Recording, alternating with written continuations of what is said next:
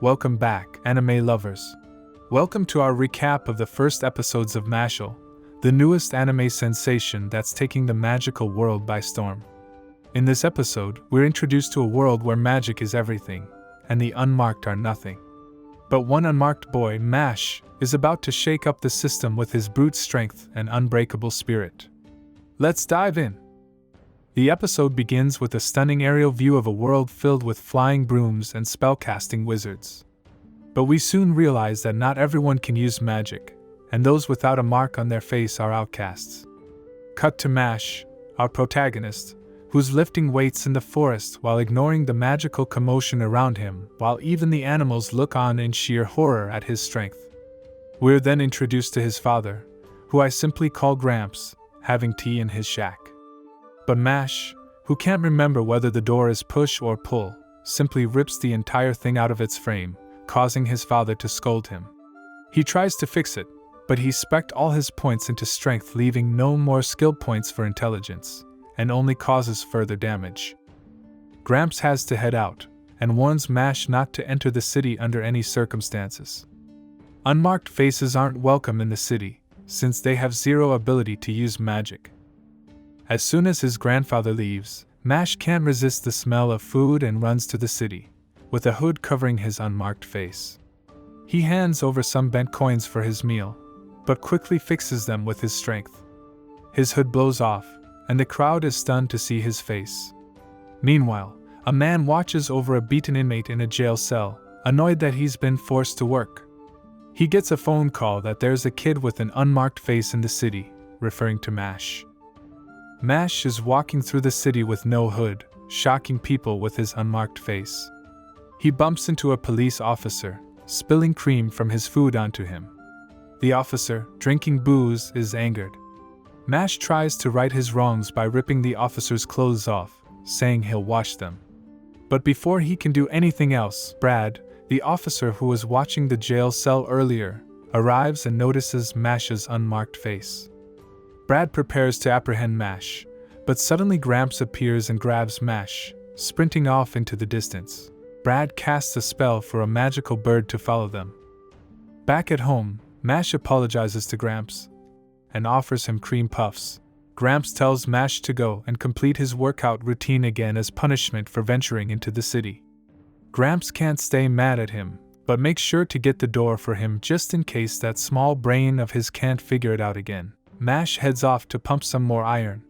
But then, the police break the wall down to his house. Fortunately, Mashle has attained such childhood that his workout regime only takes him 5 minutes, and he heads back home pretty quickly. When Mashle returns, he overhears the police interrogating Gramps for Mashle's whereabouts.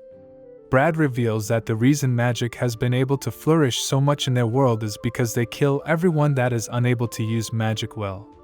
Despite being choked by Brad's spell, Gramps is heroically refusing to give up information on Mashle.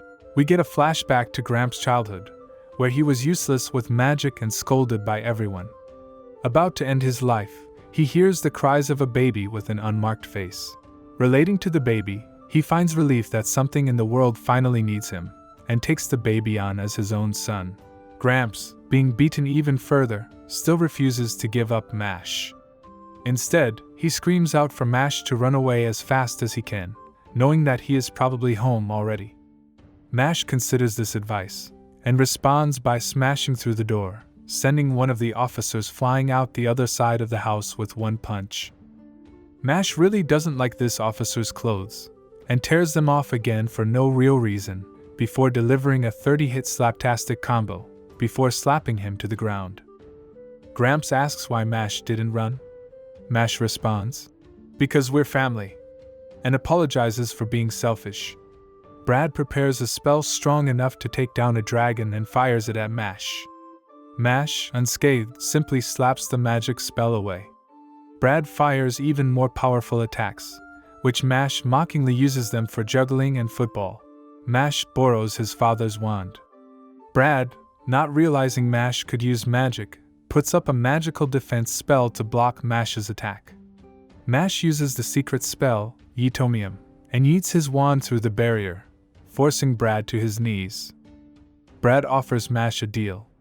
They'll stop hunting them if Mash enrolls in magic school and becomes a chosen one, also known as a divine visionary. Mash agrees and heads to school immediately. But will Mash really be able to become divine visionary with no magic skills? Let's find out. The second episode begins with the entrance exam day for the prestigious school where only a handful of students will be accepted. Among them is Mash, who instead of revising, is busy pumping iron and reading a magazine about protein consumption, all while using his Chad-like core strength to sit on an invisible chair. Meanwhile, Brad and Gramps are discreetly spectating the exams. Brad has given Mash a fake mark on his face to help him blend in, but the real challenge lies ahead. The exam proctor, Lucci, makes a flamboyant entrance with green flames, which surprises the students. Lucci is the 7th best up-and-coming mage and loves the acknowledgement. Mash bluntly states that appearing out of that fire must have really hurt, angering Lucci with his lackluster reaction. Lucci tells the students to take their seats, confusing them since they're outside. Suddenly, he conjures up an entire classroom with magic, again to the amazement of the students. Mash simply asks why he didn't just prepare a real classroom instead.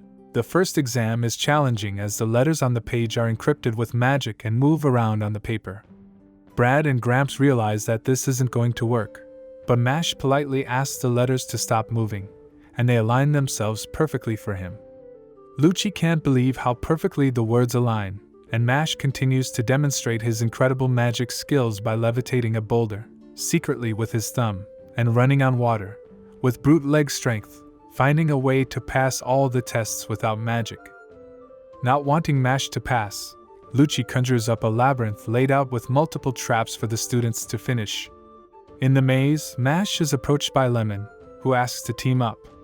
Promising they would be more efficient as a team, Lemon disproves this by getting caught in every single trap the maze had to offer, before eventually revealing that she's been deceiving Mash this whole time, and casts a spell to bind his arms and legs, ensuring he doesn't make it to the end. Mash breaks out of his restraints with ease and speeds off towards the goal, but a giant creature appears and asks Lemon to complete a riddle. Lemon tries to cast a spell, but her wand gets smacked aside. However, Mash returns and defeats the creature with a single punch, saving Lemon. Spectating from outside, Lucci is smugly grinning at Mash not making it to the end, but suddenly, loud consecutive thuds are heard. It's Mash, and he is destroying all the walls between him and the goal. The enraged students say he's cheating, and chants for him to go home. Ironically, going home is all Mash really wants too. Lemon screams for them to stop, angering Lucci. Lemon reveals that Lucci told her to stop Mash from passing, and if she succeeded, he would grant her instant acceptance into the school. Lucci insults Lemon, claiming she inherited her stupidity from her parents, and is probably why they're all so poor. He challenges them to a duel, but before he can finish, Mash snaps his wand in his fist, shocking everyone. The headmaster puts an end to all the commotion and takes over the exams, starting with Mash, and teleports them to a hall for the final interview. The headmaster asks Mash why he applied to the school, and Mash responds to live in peace with his family. The headmaster then asks why he went back to save a girl in the maze when he was short on time. Mash felt like he would regret it if he didn't. When asked if he didn't consider that he might fail, Mash simply responds it's irrelevant as his actions had to be done, amusing the head teacher.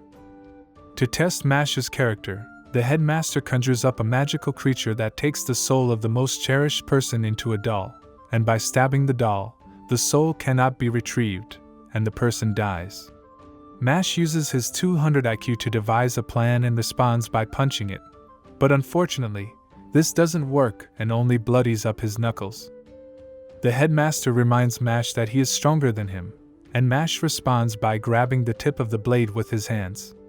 He may be receiving damage, but Mash is confident that he can hold out longer than the headmaster, as something this big must consume effort to maintain. The headmaster claims that power can be used to protect or destroy, and the outcome is dependent on the person holding that power. He is satisfied that Mash is someone that would use their power to protect. The headmaster then lights up the room, lightening the mood, and Mash finally answers the headmaster's question of what Mash would do if he had to fight him. Mash responds, I would beat the stuffing out of you with my fist." While the other professors are disgusted by Mashle's insolence, the headmaster accepts him into the school, and Gramps returns to his body. In Mashle's first class, they are learning how to open a lock with magic. Mash simply rips the lock open with his hand, sending the professor into a rage. One student watches this shenanigans, hoping to keep his distance from Mash as he seems weird. Of course, when he gets to his room, he sees that he will be sharing with Mash, and introduces himself as Finn. Initially, Finn realizes that Mash isn't that weird. However, then Mash begins introducing himself and each of his muscles, showing he has named each and every one of them. Finn tells Mash to ask him anything, and he will try to help, so Mash asks how to become the Divine Visionary. Finn responds that Mash must collect gold coins from doing various types of work such as tests, coursework, extracurriculars, and so forth. This demoralizes Mash greatly. Mash thanks him, and offers him a cream puff as a token of their new friendship. The next day begins with Mash chowing down on cream puffs and asking Finn if he can borrow a broom, as he mistakenly brought a stick of burdock instead, mistaking it for a broom. Finn agrees to lend him one, and Mash calls him a great guy. The next class Mash attends has the students learning how to fly. While all the students pick their brooms up with magic easily, nothing happens for Mash when he commands it to. One student approaches Mash to mock him, and Mash responds by stomping the ground so hard that the broom flies to his hand. Claiming Mash cheated, the teacher says they will now test their speed, and the student challenges Mash to a race. The loser has to obey the winner for their entire time at the school. The teacher counts them down for the race, and Mash completes it so fast it's as if he teleported. Hysterical, the teacher screams a new world record has been set, while the other students can't even comprehend what happened. Finn, however, realizes that Mash threw the broom in the air, then leaped after it, effectively flying without magic. Mash pities the student he defeated and drops the conditions of the bet. While complaining, the student has his mouth sewn shut, and a new student approaches. The crowd of students become anxious and reveal the student as Cavill. Lloyd Cavill says Mash has impressed him and asks if he would like to be friends. Mash simply mistakes his name for Spud Cabbage. Lloyd tells Mash to meet him in this same spot after school. Lloyd leaves class with the student who lost the bet with Mash and proceeds to beat him for being a loser. Beating him to the ground, Lloyd finds relief that he has found a new toy in Mash. Walking in the halls, Mash asks Finn who that student was. Finn reveals that Lloyd is the son of a high-ranking member at the Bureau of Magic, which is why the other students fear him. Finn says even Mash must know that the Bureau of Magic holds all the power, and Mash definitely 100% knew that. Finn summarizes it for Mash, saying if you go against Lloyd, you'll be expelled. Finn has seen this happen many times. In the kitchen, Mash feels like he's forgetting something but can't remember what. Elsewhere, Lloyd is waiting to meet Mash and is furious at his absence. The next day, Mash pulls his book out in class and sees it has been sabotaged. Lloyd approaches and asks why Mash didn't show up, to which he responds he was making cream puffs. Lloyd heard Mash was aiming for Divine Visionary, and with Lloyd's connections, he may be able to make that happen. Mash naively agrees but asks why he would do that for him. Lloyd says it's because Mash seems fun, and that it won't be for free. Lloyd proceeds to make Mash his meal. He makes Mash carry his books and brooms, wipe his shoes, and obey his every command. However, when Mash gets to his next class, he finds out that his textbook has been destroyed yet again. Mash asks to borrow Finn's textbook, but Finn tells him to ask someone else. Mash thanks Finn despite the fact that he said no and calls him a lifesaver. He also thanks Finn for the broom he borrowed yesterday by gifting him some cream puffs. Mash continues to thank Finn for being such a great guy and finds relief that he has someone like Finn as a friend. In the hallway, Lloyd spills his water on the floor and commands Mash to clean it up. Mash does a fantastic job, leaving the floor sparkling, before dropping Finn's textbook, not realizing he took it away with him from before. Elsewhere, Lloyd and his lackeys are laughing at how gullible Mash is and reveal that they have been the ones orchestrating the damage to his textbooks. They want to take it further though, and burn his clothes next time. Suddenly, we see the student Lloyd has been commanding to do this has actually been a guilt-stricken Finn this whole time. Bravely, Finn decides to decline Lloyd's command, saying he can't do it anymore. Lloyd sends magical threads into Finn, dropping him to his knees and smashing him into the ground. Fortunately, Mashle is looking for Finn to return his textbook to him. He arrives in time to witness the brutality Lloyd is delivering to Finn. Asking if Finn is okay, Finn admits with tears in his eyes that it has been him destroying his textbooks this whole time. He was ordered to by Lloyd, and was too scared to disobey him. Mashle's praises of Finn, calling him a great guy, proved too much guilt for Finn to bear with, so he stopped listening to orders. He apologizes to Mashle profusely. Lloyd says that he's about to go and have dinner with the vice principal, and has been dying to introduce him to Mashle, saying to leave trash like Finn behind. Mashle approaches Lloyd and politely declines his request by driving his face into the floor, saying he should be apologizing, not Finn. Flabbergasted, Finn says this may get him expelled, and Mashle asks if that's really a big deal. Realizing his father's fate lies in his hands, he realizes that actually, maybe that was a big deal. Someone approaches. It's the vice principal, who I guess has nothing better to do than lurk around watching students in the hallway. That's not weird or anything. Vice Principal Farman is entrusted with Lloyd by Lloyd's father, and claims that Lloyd was violently attacked by Mashle. Farman begins to explain the difference in class between Lloyd and Mashle. Just as he starts to lecture Mashle on his status, he is interrupted by a swift knee in the face. Mashle bluntly responds that since he's made one mistake already, what's another going to do? Reminding Mashle that he could expel him at any moment, Farman prepares to cast a spell but is again interrupted, this time by a handful of dirt to his face. Mashle digs a hole, lifts the vice principal up, and slams him into it. While Mashle is literally burying him, the vice principal asks what Mashle thinks he's doing. Mashle reminds him that just like how the vice principal has the power to expel him, Mashle also has the power to bury him whenever he wants. He further elaborates that he could be thrown in prison or cut in half, but even if he has to crawl, he will still bury him. The terrified principal is then buried by Mashle. Mashle is immediately called to a meeting with the headmaster. The headmaster assumes that Mashle knows why he's here, but Mashle ignorantly thinks it's because he made cream puffs in the kitchen without asking.